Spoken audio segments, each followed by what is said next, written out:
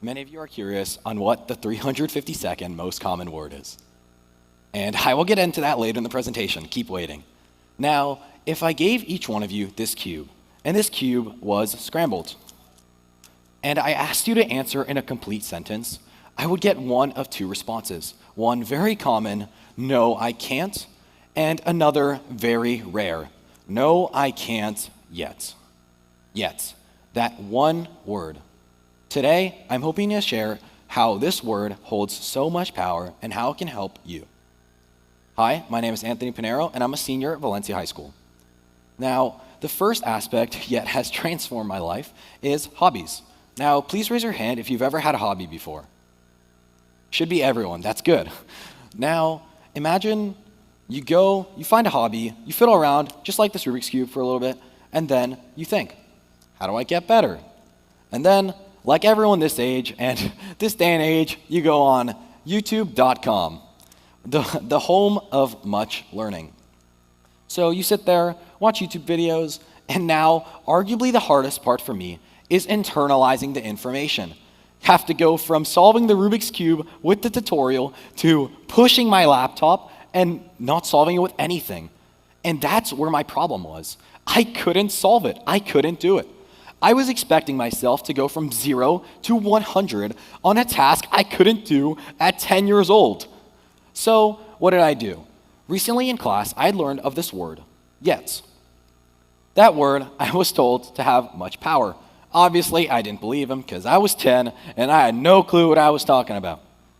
So I thought, is this true? So I took a step back and asked myself, how can I implement yet into this task? And I came up with a solution. I was expecting myself once again to go from 0 to 100. And really, I made progress bars for myself. I would go from 0 to 10.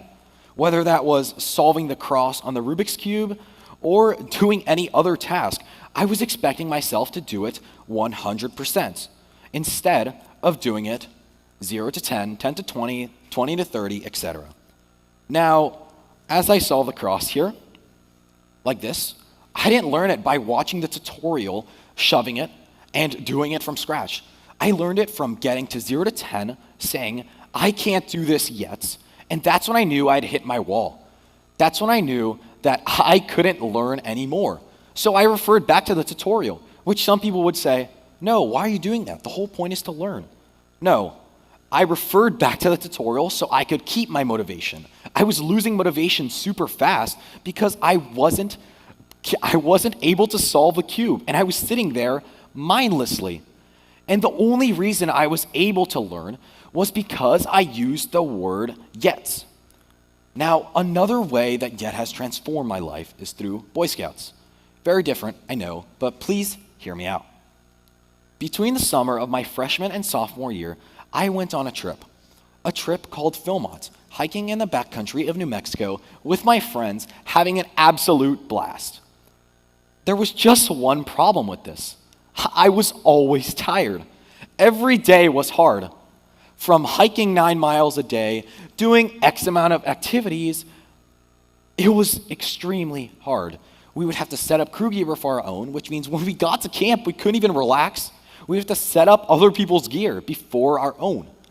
We would also have to make the hike 1 mile for water there and 1 mile of heavy water back.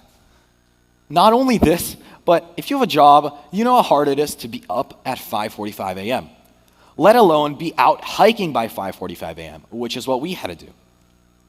And I couldn't take a break, rest, or relax as the crew relied on each other. If one person slowed down, everyone slowed down. So what did I do? I came up with a solution. I took a step back and thought to myself, how can I apply yet to this scenario? And just like my 10-year-old brain, my 15-year-old brain came up with something very similar. I came up with the idea of progress bars. Simple. I was expecting myself to go from 0 to 100, from the start of the day tired to the end of the day even more tired. So I had to take breaks. Since the camp was very long, they would often add activities to our day to make sure it wasn't camp, sleep, hike, repeat, camp, sleep, hike, repeat, etc. So we would do rifle shooting, horse riding, whatever else we could really do that they would offer us. And what did I do? I took advantage. I used the word yet to solidify that I was taking a break.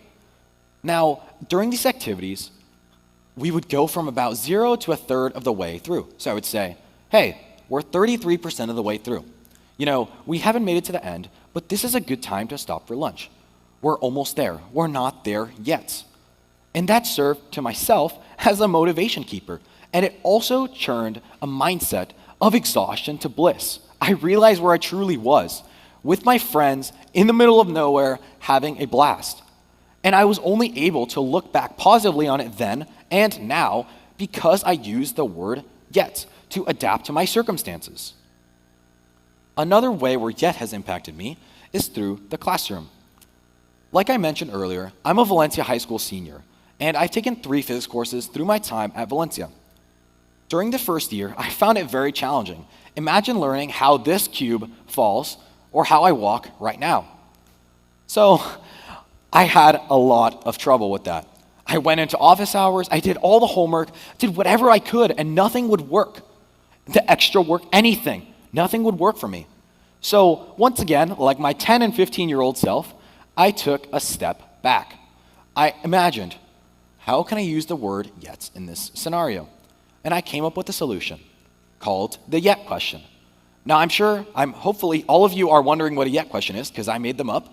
And yet questions are where you ask, and you can only stop asking when you can't find a way to say yet. So I would have a topic, let's say fluids, and I would split the fluids up, just like this Rubik's Cube, into 6 different sides. And these sides, I wouldn't understand them. So I would say in my head, do I understand this yet? No, I don't understand this yet. And that's when I knew that I didn't understand at all. So I would ask a yet question. A yet question would help me solidify my understanding. And when I possibly was trying to find every way to ask a question and I couldn't, that's when I knew I had fully learned the topic. I couldn't say yet anymore. I couldn't ask any more yet questions. And I didn't have any more struggle. I had learned to adapt, I learned to understand, and I bolstered my learning effect by simply using the word yet as another progress meter for me to ask more questions. This helped my learning, but it also surprisingly gave a really good relationship with my professors, as each one of them appreciated my insights to class, as I would constantly ask questions, some that other people found funny, and some that other people really needed. Lastly, I'd like to provide some insight on how my internship was. I worked in a highly competitive environment, and the work was intense. Whatever engineering jargon you can think of, fluids, aerodynamics, aeromechanics, engineering, anything. That's what they threw at me. And I'm 17. I had no idea what I was doing. So I had to come up with a plan, a fast, intensive, quick learning pace. So I took a step back yet again. How can I use the word yet to implement into this situation? And similar to the classroom, I pulled from that knowledge and created a web. Now, similar to spiders, my web was massive. It was full of interconnected subtopics, just like the classroom. It was many different subtopics. However, I would split up, instead of 6 sides on this cube, I'd split it up into every single face on every single piece, giving me 9 times 6 times 3, which is too many to count on this stage. But what I learned was that I was able to form a web of connections. But you might be asking, how did I form a web of connections? I don't shoot spider web like spiders. So I did this thing called using the 352nd most common word, yet. And what did I do? I would constantly, just like the classroom, rattle my brain for any solutions to these subtopics or any non-connections I couldn't make. If I couldn't connect A and B, then I would keep researching and I would say, I can't connect them yet. It served as growth for me. My mindset went from one of perfection to one of growth as I understood each topic as I was learning slowly, which is what really mattered to me. I was also able to practically apply this advice, as that's what really mattered in the internship, as it was very hands-on. Now, I don't want this speech to all be a personal anecdote, so I want to leave everyone with some actionable steps. Now, I'm serious when I say this. Everyone, please think of every step. Step 1, think of a problem. Your problem could be as simple as solving a Rubik's Cube or as complicated as a work problem that I have no idea about. Please think of a problem and then determine the root solution. If it were this Rubik's Cube, let's say I have the cross. The next step is to solve the corners. So I would have to think, this is my root cause. I can't get further because I cannot solve the corners. So think of a challenge and a root cause. Okay, I hope that was enough time. Next, I want everyone to think, how can you take a step back, just like I did, and apply the word yet? Now, it could be asking questions, yet questions, connections in a web of spiders, or it could be progress bars. Anything you can think of. How can you apply yet to this? It does not have to be anything I did. It has to be something that works for you. And lastly, I want everyone to apply. I know this is easier said than done, but realistically, this is a challenge. And if you thought of this challenge, you want to get better, just like me and the Rubik's Cube. So, you need to apply. This is easier said than done, but to be honest, if you don't apply it, you're going to stay stuck. You're going to stay stuck in a challenge. So there's no need for some BS accountability tracker. And everyone, please think of this by tonight.